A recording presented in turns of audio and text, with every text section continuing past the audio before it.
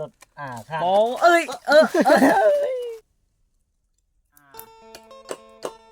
กับทักทายสวัสดีทุกคนวันนี้สิพาทุกคนมาสอบอยู่5 กินเนาะตามแหล่งธรรมศาสตร์เรียกว่าห้วยหอมเนาะมากับทีมงานบ่าวสัญญาคือเก่าคนนั้นแต่มีแอดมินที่ทำงานมาแล้วต้นนี้ก็กำลังก่อกองไฟไว้เนาะทุกคนว่าเราจะได้ไปหากินเนาะหาคุดกับปูค่ายแล้วก็คุดก็พุดเกียรติตำลำหวยเนาะถ้าดูแล้วกันได้พี่น้องว่ามันเฮาสิมาดีกว่าเนาะเป็นป่าอะไรทุกคนตรงนี้ นี่มันแมนดีกว่า โอ้บ่ได้3 ต้นพลาดไปพี่น้องเอ้ยกันเนาะเฮาสิมาดีกว่าตอนนี้กำลังเดินทางไปหากระปูหรือว่าหากบเนาะเดินทางไปก่อนไปซื้อบ่าวสัญญานำถึงงานเลยบ่าวสัญญาแหละนี่ถึงผลงานแล้วตามมาทุกคนตามมาเป็นทางในการเดินป่าในการยุ่งยากพอสมควรนะพี่อ๋อมาพอเฮ็ดบดพี่น้องเลยนี่ลายลิ้นเต็มคอเลยเนาะสุดเลยแต่น่าเสียดายเนาะเฮามาสางไปเพราะว่าเฮ็ดมันได้แห้งไปก่อนแล้วเนาะถ้ามาตอนนั้นอ่อนๆน่าจะดีอันนี้แอดมินที่ผลงานเพิ่นกำลังขุดอยู่เนาะโอ้น้ำจากจุกจอกเว้ยแล้วทุกคนมันดุดใบเว้ยเหมือนเสียบเป็นเสียบ กบลูกกระปู กระปู หยอกกบ นี่ว่ากระปูไข่โอ้นี่ทุกคนก็ปกติเบอร์ยังนี่ แม่น ก นะ ระปูไข่ป่ะนี่ ปูข่ายตัวหน่อย ทางโตกันผมก็เห็นปูไข่จะเถื่อเนาะทุกคน นี่แหละอาหาร ว่าเขาเป็นวันทงเนาะมันเป็นวันทง อาหารลู แต้มแรกพี่น้องแต้มแรกเนาะ ตัวแหลกแห่งมัน ปูไข่นี่แซ่บคือปูหน้าป่ะ ใช่ปะ ทุกคนมาเบิ่งนี่ควายยังนี่ควายหนูบ่หรือควายตูนนี่ นี่แหละทุกคนห้อยจนพอดเสียวห้อยจนพอดนี่ โอ้มันควัดกินบ่นี่เฮ้ย มันขวัดกินนี่มันขวัดกินทุกคนโอ้หนูผูกจนพอดลายเด้อ ปูไข่ตัวใหญ่พี่น้องเนาะสีตางกับปูหน้ามันว่าสีสันมันเนาะมันจะใสกว่าบ่ สีสันมันสีแบบออกเขียวเขียวเขียวแล้วก็แนน ผมที่4ที่5พี่น้องตอนนี้ก็ได้หลายเติบแล้วเนาะแต่ประมาณ3-4 โตเนาะตกตัดได้อะไรทุกคนเลย กูค่ายได้เหมือนกูหน้าเลย ปูไข่เลย โอ้กระโตมันสีแนนเลย ปูหินเนาะ แนนกูหิน กระโตมันสิแปลกว่าทุกคนมีตัวหอยหนูเนาะทุกคนนี่มีขวัดเนาะน่าจะอยู่นี่เนาะนี่น่าจะยังไม่ทันได้ไปใส่ทุกคนนี่หนูควายปักใหญ่เลยน่าจะเป็นนกผูกเดินทางมาต่อมาทุกคนตรงนี้ทุกคนนี่ว่าเบอร์นั้นท่านเฮ็ดงานใส่เต็มใหม่เลยนี่เฮ็ดกินหรือเฮ็ดเบื่อนั่น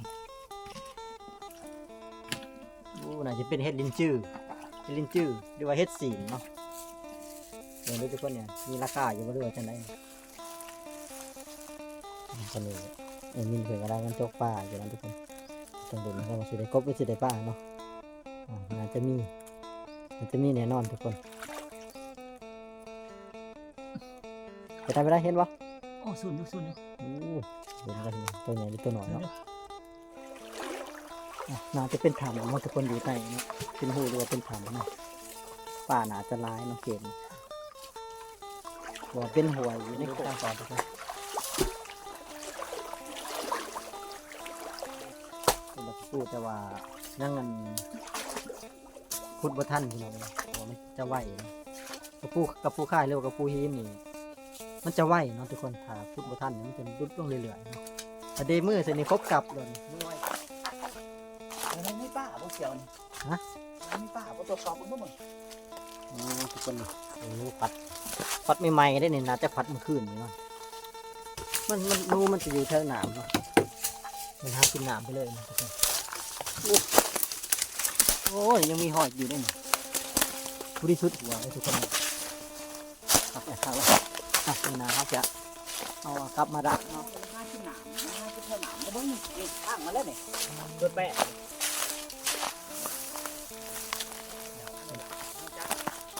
เด็กเขาต้องสมบูรณ์ของป่านะเพราะว่าไม่เป็นใหม่ใช่เกิดมาฟันนะเป็นใหม่ง่ายขนาดไหนคือลำเทียนเลยคือเดือนเรียบเลยคือว่าเขตนี้ก็เป็นเขตอนุรักษ์สัตว์ป่าประเภทอ่องหมังเนาะคือว่าเป็นสัตว์ไก่สูญพันธุ์สัตว์หายากทุกคน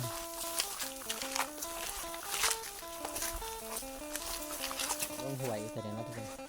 ขึ้นหวยลงหวยเนาะมีบอกสัญญาณไว้แต่แอดมินเดี๋ยวลงไปก่อนเราตัวสิลงไปทีหลังนะทุกคนที่ลงมาเนี่ยคือว่าสั้นเตอเลยพี่น้องธรรมดานี่คือว่าขึ้นเพื่อนไหนระดับความสูงคือว่าสั้นเตอสำหรับรถไทยหรือว่ารถรถตอกด้วยมอเตอร์ไซค์ไม่สามารถแรงขึ้นได้พี่น้องแต่เดินทางมาหนึ่งกับมะกอกแรงนำตัวนี้เนาะทุกคนว่าตัวนี้ก็จะเป็นหวยลำหวยใหญ่เนาะว่ามีพลานทีนมีทีนได้พี่น้องเสียง ขึ้นคือสิลายเฮ้ย โอ้เต็มยำๆนี่ แม่ โอ้ เขียดข้ามเขียดข้าม คุณมาเต้นห้องแต่ว่า เขียดข้ามทุกคนคุณ อู้ เป็นแม่ จัดโหลด เจ้าไอ้เสียวโอ้ยยม โอ้ เซ็ตคุณ ไปแล้วกำลังเงินเอาเขียดไปทุกคนเดี๋ยวจับเขียดเนาะ เอา อู้ใส่บ่ มันไหนนะ โอ้ตัวใหญ่พี่น้อง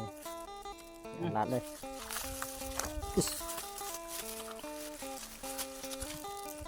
ใส่เติบแล้วทุกคนเดี๋ยวว่าพอกินแล้วเนาะคน เป็นแมทสองแมท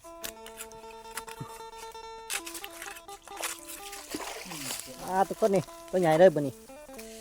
มานขนาดบาสัญญาณพอดีปีพี่น้องกันเสียต้นเสียงเนาะอ๋อ โอ้ถือว่าสูงสั้นเลยทุกคนถมราคาเพื่อนเนาะถ้าเทียบกัน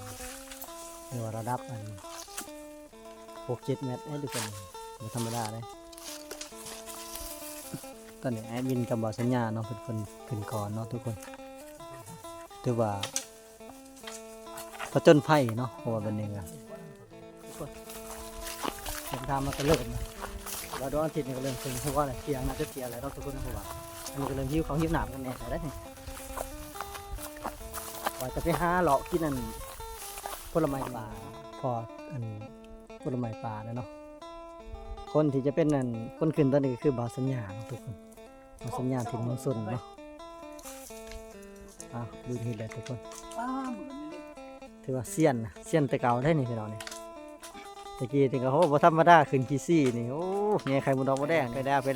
วที่เห็นอยู่ในภาพนี่ก็คือ ดีบัตรนึงบัตรนึง คือคนจริงๆเนี่ยพี่น้องบ่แม่นลิงเป็นค้าง ตอนนี้บาสัญญากำลังสิหั่นงาใหม่พี่น้องนี่งาผลไม้ป่าเนาะจะมาขึ้นติดป่าได้พี่น้องโอ้ลงแล้วพี่น้องเคยกินอยู่ว่าพี่น้องว่าหมากแดงว่ามันเป็นรสชาติจังไดนี่ทางบ่อโตนี่ก็ถือว่าบ่เคยกินจักเทื่อได้ทุกคนนี่เป็นครั้งแรกเนาะที่จะได้มาสัมผัสหรือว่าจิ้มรสชาติผลไม้ชนิดนี้เนาะโอ้แต่หลายคนก็อาจจะบ่ฮู้เนาะทุกคนว่าหมากแดงเป็นจังได๋แหละสามารถกินได้บ่เนาะก็ถือว่างานนี้ก็ดกพอสมควรสามารถเรียนกันใส่หลายเลยเนาะสำหรับหน่วยนี้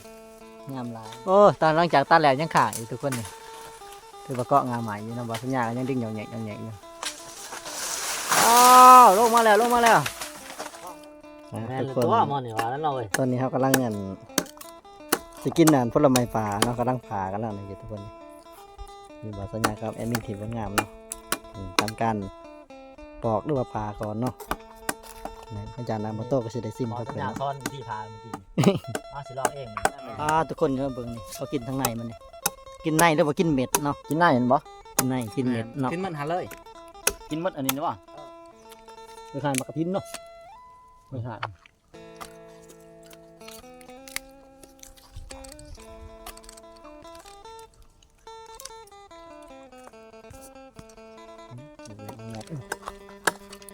มันต้องบนแอนอะไรทุกคนตอนนี้เขากำลังปิ่งป่าเนาะปิ่งเขียดกระปูเนาะพี่น้องสำหรับกระปูนี่ก็ไก่ซุกเลยเนาะเรื่องแหละจนเขียดยังเหยียดกินหญิงยืนส่วนทางนั้นบอกสัญญากับวันแอนมินที่ผลงามกำลังผ่ามักแดงเนาะทุกคน กินหมกแดงก็ทีมเขาเลย ยื้อเขาแห้งก่อนวะพี่เขาแห้งกินมักแดงไปก่อนเนาะมาทุกคนมากินมักแดงทุกคนคล้ายๆสตอเนาะสตอแดนไต่เนาะ ถ้าเท่ามันทิ้งบ่ กระทิ้นใหญ่รสชาติคล้ายๆกันเลยพี่น้องแกงได้ขึ้นหน่อยเลย กินไปกินมาก็พอกินอยู่แล้วเนาะ เบิ่งเบิ่งสิพา FC เบิ่งนี่ทุกคนคล้ายๆมีดคล้ายๆมีดมอพี่เขมรเด้อนี่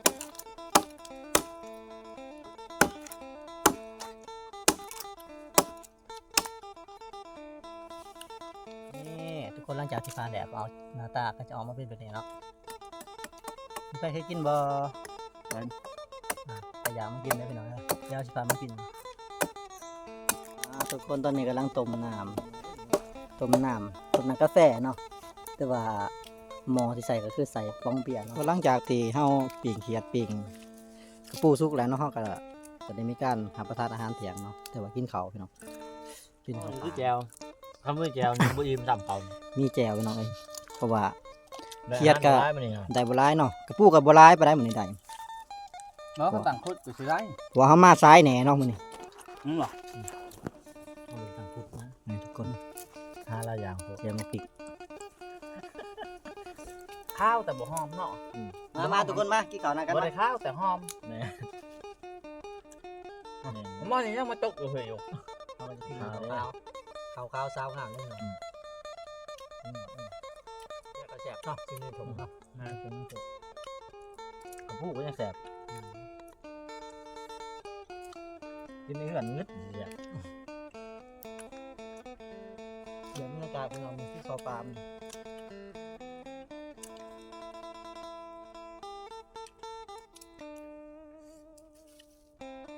กลับมาใส่งูที่หลามงูเนาะเนาะครับปีมักมันหนวดจังหวะเข้าแล้วเว้ยกินบ่ อิ่มข้าวแล้วหมดอาหาร นั่นเว้ยเว้ย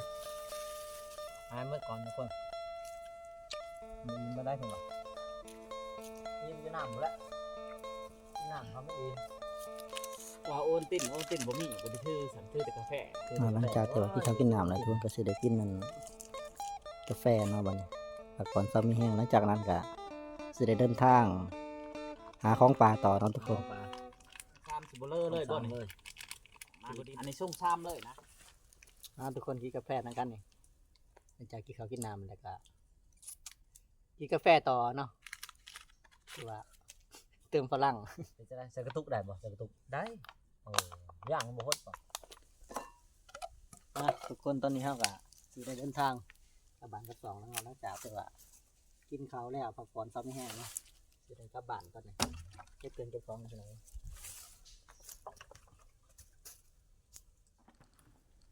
ทุกคนตอนนี้เฮาก็ได้เวลากลับบ้านกับสองแล้วเนาะ